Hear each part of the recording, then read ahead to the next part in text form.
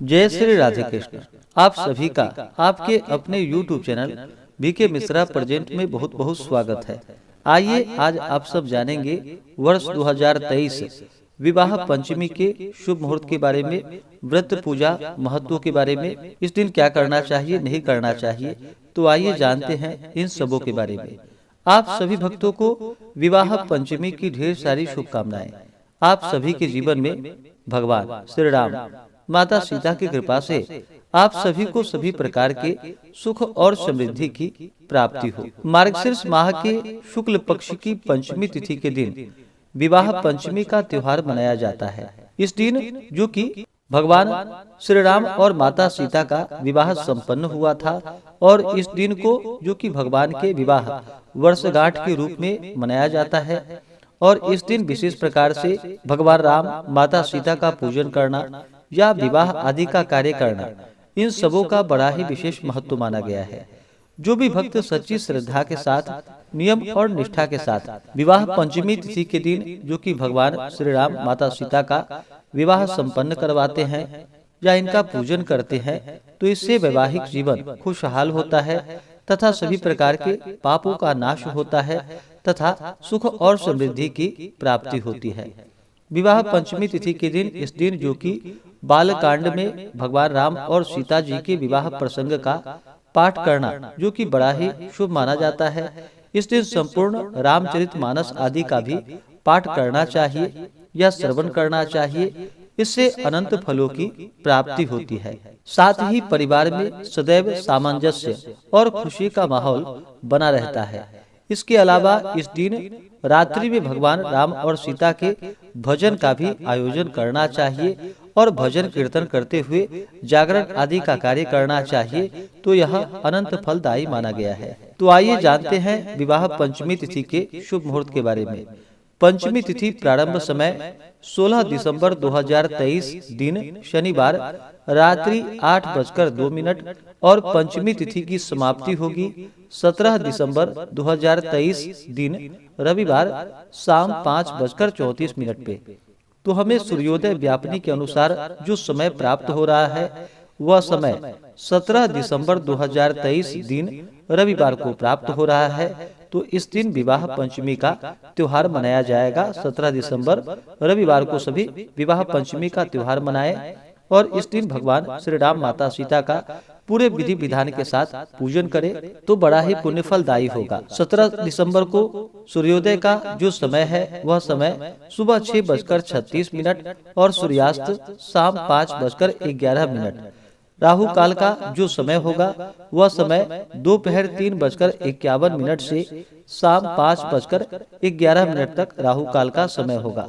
राहु काल समय के दौरान कोई भी शुभ कार्य या नया कार्य नहीं करना चाहिए, यह लाभकारी नहीं होता है, इस बात का ध्यान रखें। नक्षत्र की बात करें तो धनिष्ठा नक्षत्र रात्रि 2:54 तक होगा। योग जो कि हर्षण योग रात्रि 12:36 तक। इस दिन रवि योग भी बन रहा है जो कि अगले दिन सुबह 6:40 तक रवि योग होगा। ब्रह्म मुहूर्त का जो समय है वह समय सुबह 5:17 से सुबह 6:12 तक होगा। विजय मुहूर्त का समय दोपहर 2:03 से दोपहर 2:47 तक होगा। गोधूली मुहूर्त का समय शाम 5:24 से शाम 5:51 तक होगा। विवाह पंचमी तिथि के दिन जो कि पूरे विधि विधान के साथ भगवान राम माता सीता का पूजन करना चाहिए, इससे अनंत फलों की प्राप्ति होती है। विवाह पंचमी तिथि के दिन इस दिन सुबह ब्रह्म मुहूर्त में उठ करके नित्य क्रियाओं से निवृत्त होकर के गंगा नदी में या घर के नहाने के पानी में ही थोड़ा सा गंगा जल मिला करके स्नान करना चाहिए, शुद्ध वस्त्र धारण करना चाहिए और जो राम विवाह संपन्न करवाते हो उन्हें व्रत का संकल्प लेना चाहिए और सुबह शाम के वक्त पूरे विधि विधान के साथ पूजन करना चाहिए। इस दिन भगवान श्री राम माता सीता का विवाह संपन्न करवाना चाहिए।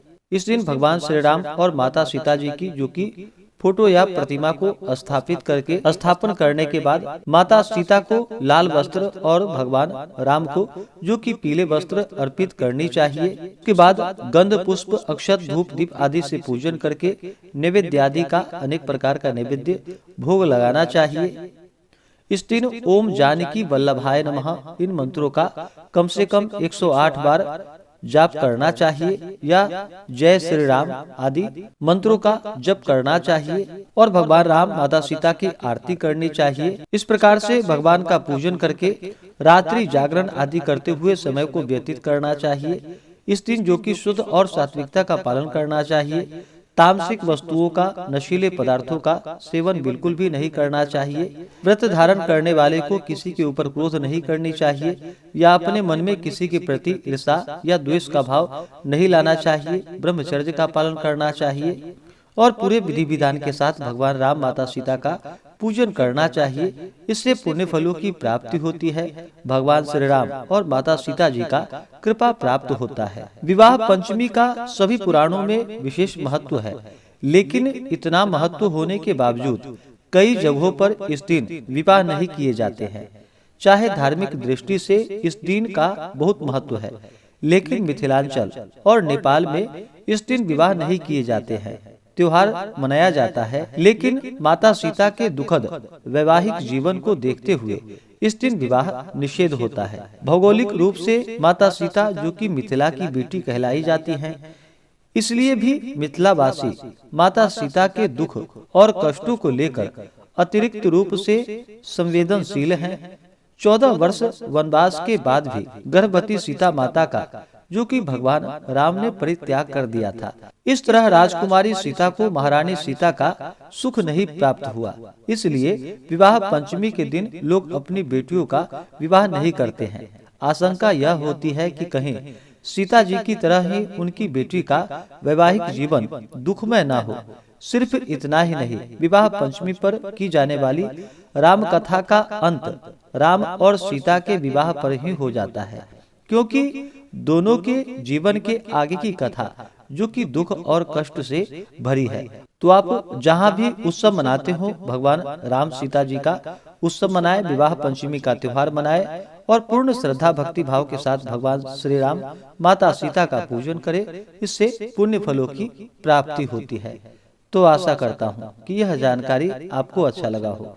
ऐसे ही ज्ञानवर्धक जानकारियाँ प्राप्त करने के लिए चैनल पे अगर आप नए हैं तो चैनल को लाल बटन दबा करके सब्सक्राइब करें, साथ में बेल आइकन घंटी को दबाएं ताकि वीडियो का नोटिफिकेशन आपको समय से मिलता रहे। वीडियो को लाइक करें, शेयर करें। सुखी रहें और स्वस्थ रहें। जय श्री राधे कृष्ण। धन्यवाद।